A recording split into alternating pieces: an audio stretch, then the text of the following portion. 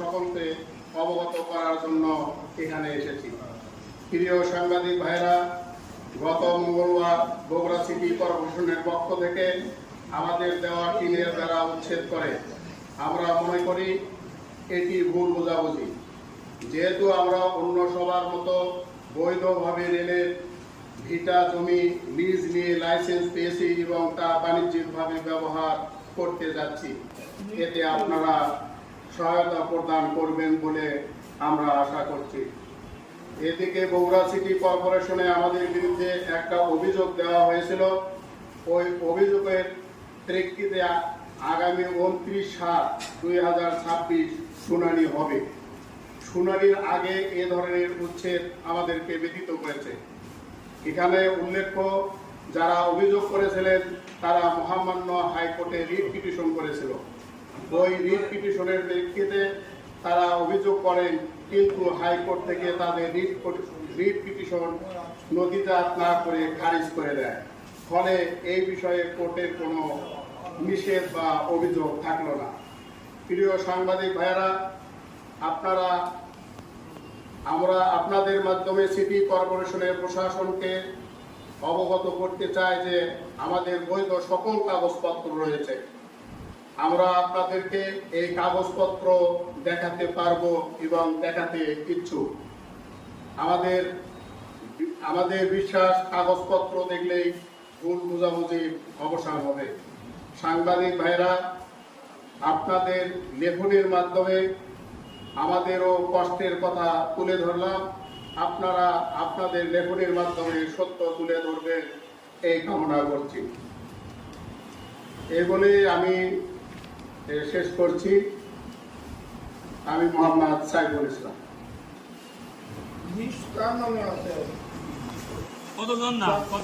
Lease নেওয়া আছে মোট হচ্ছে 17 জনের নামে, কিন্তু এর মধ্যে হয়তো 6% জমি একজনের নামে লিজ নেওয়া আছে, কিন্তু এটা নিচে হয়তো 6 জনের, কিন্তু লিজটা নেওয়া আছে একজনের নামে। এরকম করে বহুজনের নামে নেওয়া আছে, কিন্তু কাগজটা করা আছে 17 জনের নামে।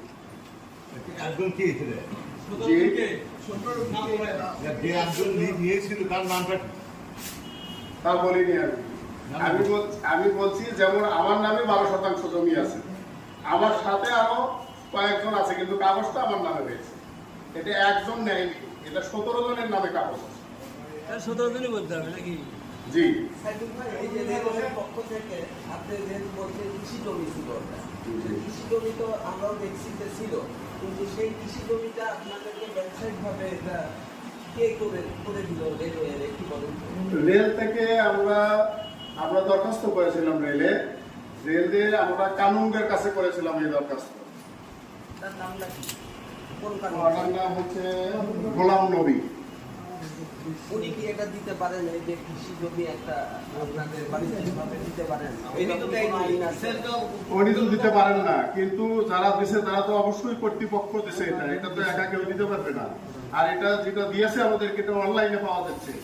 এটা তো এককভাবে যে আগের মতো গোপনে দেওয়ার কিছু নাই, এটা অনলাইনে দেখা যাচ্ছে। আপনারা এখন স্ক্যান করলে অনলাইনে পাবেন।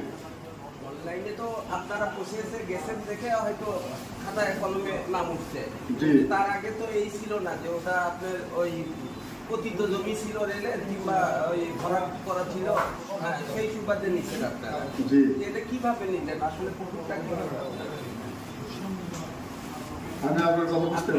বলেন নাই যে পুকুর নিচ্ছি আমরা, পুকুর ভরাট করবো, এই ধরনের কথা বলে নিচ্ছেন? হ্যাঁ, অবশ্যই।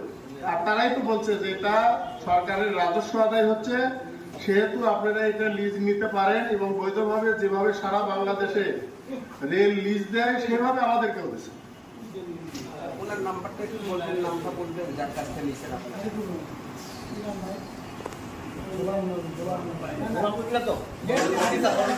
রেলের কে দিছে আপনাদের নাম্বারটা বলেন। আচ্ছা, ওনার নাম্বারটা বলেন। ফোন নাম্বার তো আপনারা না বলেন। সেটা হলো আপনারা এই যে এখানে পুকুর নিয়ে আপনারা জলাশয় নিয়ে যেটা আমরা ভরাট করবো, এটা আমরা হচ্ছে ভিটে হিসেবে রূপান্তরের জন্য আপনারা মামলা করেছিলেন। এটা হলো মুখলিসুর রহমান, আপনার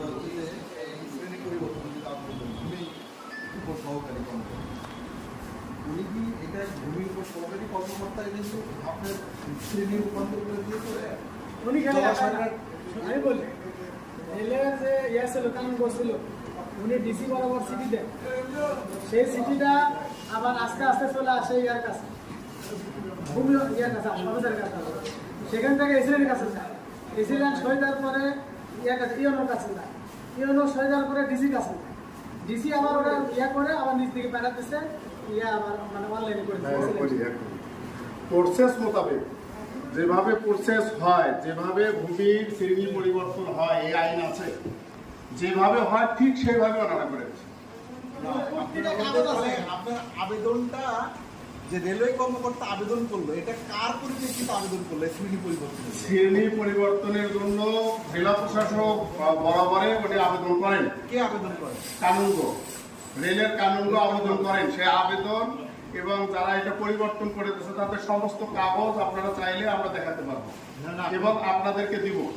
আচ্ছা, এই কাগজটা লাগবে কারণ অবশ্যই আছে, সমস্ত কাগজ আছে। আপনাদের নামে 17 জনের নামে। জি, তাহলে এটা আবেদন যদি করেন, এটা কারা সিস্টেম ছিল? আপনারা যেটা বলেছেন প্রাকৃতিক বিপর্যয় বিভিন্ন কারণে এটা ভরাট হয়ে গেছে, জি। যার কারণে শ্রেণী পরিবর্তনের জন্য আবেদন করার কথা। কিন্তু যেহেতু আপনারা এটা লিস্ট দিয়েছেন, আবেদন করার কথা আপনাদের, কারণ কেন করবো? আমি কানুনগো কেন করলো তার ব্যাখ্যা দিচ্ছি। আমাদের পক্ষ হয়ে আমাদের